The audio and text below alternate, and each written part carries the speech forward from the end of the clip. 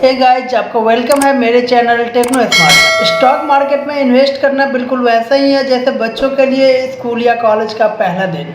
मन में बहुत ज़्यादा एक्साइटमेंट, बहुत ज़्यादा नर्वसनेस। तो बिगनर्स के हर सवाल के जवाब देंगे आज के हमारा ये 6 टिप्स। तो आज पूरी तरह से क्लियर हो जाएगा कि कैसे बिगनर स्टॉक मार्केट में इन्वेस्ट कर सकते हैं, कैसे वो अपना फर्स्ट स्टॉक चूज कर सकते हैं। वैसे तो आपने स्टॉक मार्केट के बारे में कई तरह की बातें सुने होंगे कि किसी ने इससे रातों रात लाखों कमाए तो किसी ने इससे रातों रात लाखों कमाए। तो आपने राकेश झुंझुनवाला का नाम तो सुना ही होगा। उन्होंने 1985 में 5,000 से शुरुआत की और आज कई लाखों करोड़ों के मालिक हैं। तो सोचो, अगर वो स्टार्टिंग में अपना 5,000 रुपये गंवा लिए होते तो शायद आज वो लाखों करोड़ों के मालिक नहीं होते हैं। इसलिए पहला स्टॉक में इन्वेस्ट करने से पहले कुछ बातों को ध्यान में रखना बहुत ज़रूरी होता है। क्योंकि मुझे अच्छे से याद है, जब मैं पहला स्टॉक खरीदने जा रहा था तो कितनी ज़्यादा नर्वसनेस होती है एंड कितने सारे क्वेश्चंस मन में आते रहते हैं। एंड सबसे बड़ी बात तो ये है कि एज ए बिगनर बहुत सारे स्टॉक्स भी पसंद आते रहते हैं, तो उसमें चूज करना और भी मुश्किल हो जाता है कि सबसे पहले कौन सा स्टॉक खरीदें। तो मुझे लगता है कि शायद आप लोग के साथ भी कुछ ऐसा ही हो रहा होगा या तो कुछ ऐसा ही हुआ होगा कि रियली कितने सारे क्वेश्चंस आते रहते हैं मन में। तो जो लोग अपना पहला स्टॉक खरीदने जा रहे होंगे या सम टाइम पहले स्टॉक मार्केट में अपना कदम रखे हैं, वो लोग ज़रूर इस वीडियो को एंड तक देखिएगा। इसीलिए इस वीडियो में मैं लाया हूँ आपके लिए 6 ऐसे टिप्स जो आपको मदद करेगा पहला स्टॉक सेलेक्ट करने में, जो देगा आपको बहुत ज़्यादा फायदा। एंड अगर आपने इस टिप्स को फॉलो किया तो शायद एक अच्छे एंड सक्सेसफुल इन्वेस्टर बनने में मदद मिल सके। बट उससे पहले आप इस वीडियो को लाइक एंड चैनल को सब्सक्राइब जरूर कीजिए ताकि मुझे लगे कि आपको ये वीडियो पसंद आया। तो पहले टिप्स स्टार्ट करते हैं, वो है कंपनी के ट्रैक रिकॉर्ड। अब ट्रैक रिकॉर्ड का मतलब कोई ऐसी कंपनी जिसपे गवर्नमेंट बार बार फाइन लगा रही है या फिर नोटिस दे रही है। तो अगर आप किसी कंपनी का स्टॉक लेने का सोच रहे हैं तो उसके बारे में एक बार रिसर्च जरूर कर लें कि कहीं ये कंपनी किसी कारण बस गवर्नमेंट एजेंसी के थ्रू फंसती तो नहीं है। एंड इसके लिए आपको कुछ करना नहीं है, बस आप जिस भी कंपनी का स्टॉक ले रहे हो उसका नाम गूगल करना, जैसे कि XY कंपनी फ्रॉड, और जो भी उस कंपनी का हिस्ट्री रही हो वो आपके सामने आ जाएगा।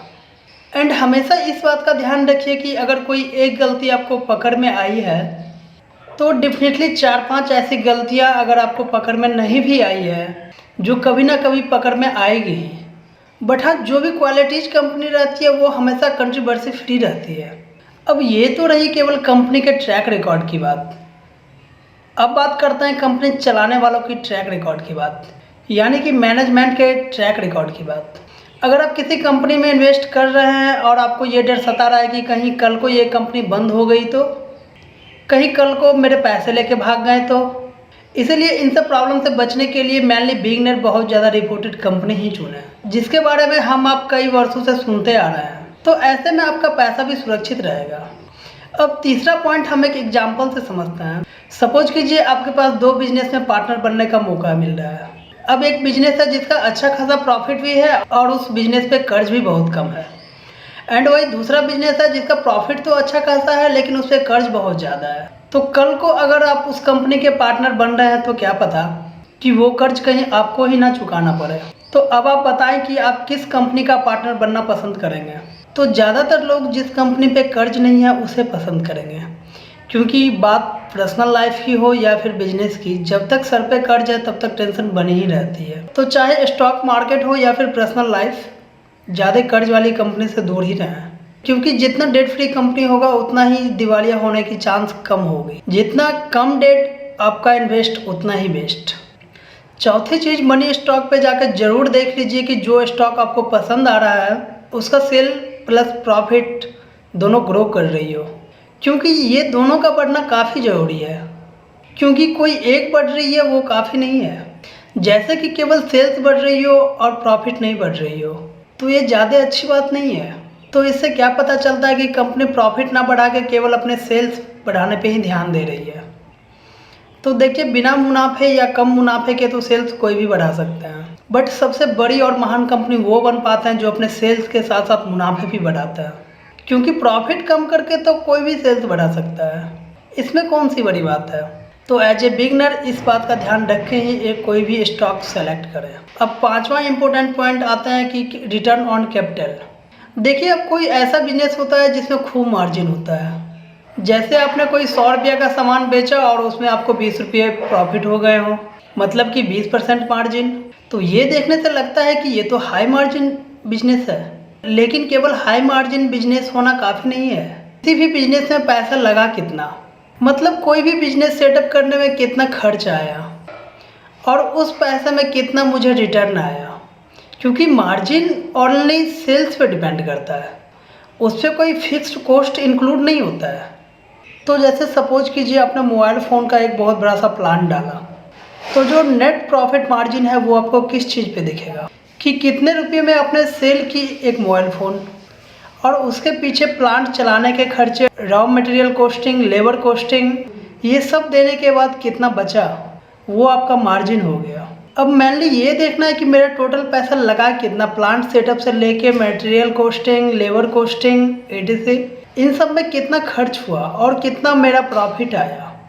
ये पता चलता है रिटर्न ऑन कैपिटल से, मतलब जो टोटल पैसा मैंने इन्वेस्ट किया बिजनेस पे और उससे मुझे कितने का प्रॉफिट हुआ। तो ना सिर्फ नेट प्रॉफिट मार्जिन बल्कि रिटर्न ऑन कैपिटल भी बिजनेस का अच्छा होना मैटर करता है, और वही सही तरीका है बिजनेस को अच्छा या बुरा मापने का। अब लास्ट आता है कस्टमर सेटिस्फेक्शन। अब देखिए, थोड़े समय के लिए, 1 साल या 2 साल के लिए तो कोई भी प्रोडक्ट मार्केटिंग से या फिर प्रोडक्ट नई है तो बिक सकता है।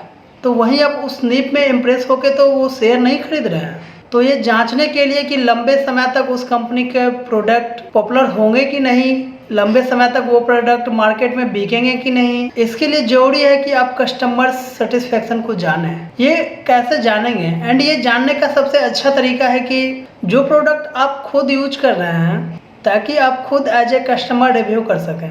तो अगर आप बिगनर हैं और स्टॉक मार्केट में इन्वेस्ट करना चाहते हैं, डीमेट अकाउंट खोलना चाहते हैं, मतलब अपनी एक शुरुआत करना चाहते हैं, तो नीचे डिस्क्रिप्शन में मैंने 2 ऐप्स का लिंक दिया है, अपस्टॉक एंड एंजल ब्रोकिंग। आप दोनों में से किसी भी ऐप को यूज कर सकते हैं। एंड डिस्क्रिप्शन में बहुत सारे ट्यूटोरियल के लिंक भी मिल जाएंगे आपको, जिससे बहुत सारे अपडेट और ट्रेनिंग भी मिल जाएंगे।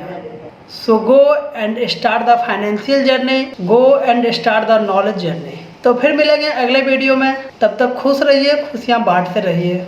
I love you all.